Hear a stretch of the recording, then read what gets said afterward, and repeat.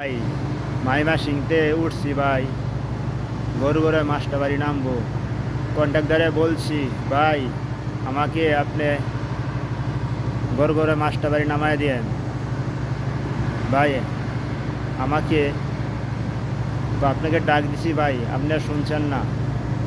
আমি মাওনাসো রাস্তা, তো আমি ডাকছি, তো আমি 10 মিনিট ডাকলে একটা লোক কি শুনে না? অবশ্যই শুনবে ভাই। এবার আমি কন্ট্রাক্টরে জিগাই ভাই গরুগড়ে মাস্টারবাড়ি নামায় দিয়েন। তো ওই মিয়া গরুগড়ে মাস্টারবাড়ি ওখান কোন জায়গায় আছে জানেন? জানেন কোন জায়গায় আসছি? ভবানীপুর ভাই।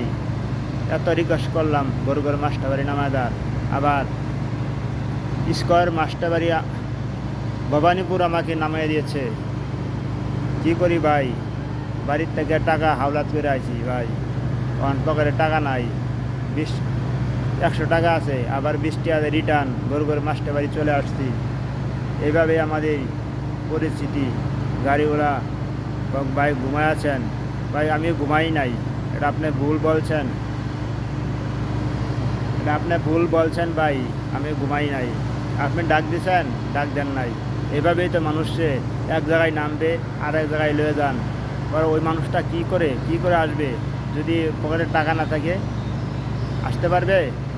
আসতে পারবে না। তা আপনারা এই ভুল কাম কখনো করবেন না আমার প্রিয় ভাইয়েরা। সব গাড়ির কন্ট্রাক্টরে বলছি, আর যারা যেই জায়গায় নামে অবশ্যই ডাক দিয়ে নামিয়ে দিবেন, যারা ওই সঠিক সময় ওই জায়গায় নামতে পারে। আমার প্রিয় ভাই, এই ভুল কাম কখনো করবেন না। ময়মনসিংহ থেকে আসতে আমি গরুগড়ে মাস্টারবাড়ি, আবার আমাকে ভবানীপুর লয়ে গেছেন। যদি আমি ঘুম ভাব আসিল ভাই, যদি আমি খোঁজ না পাইতাম অবশ্যই আমাকে চৌরাস্তা নিতেন। চৌরাস্তা নিলে আমার কি উপায় ছিল?